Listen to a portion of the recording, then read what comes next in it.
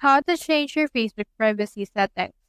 So let's head over right here to our menu and then click right here onto our gear icon. Now what you can do is you can click right here to the privacy setup. You can choose this tools and resources right here. For example, let's head over and choose this default audience setting. So if you want to make your private, you can click on this friends right here, and that way only your friends should be able to see your content.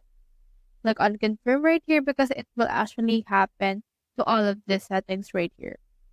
Now, from in there, you can also click on this privacy checkup and then click on this who can see what you share. Then click on continue.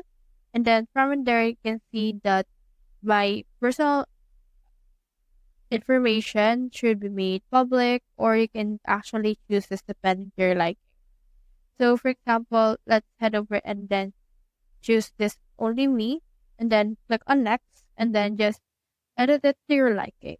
You can also limit past posts through this particular option. So that's how you change your Facebook privacy settings. Hope we helped.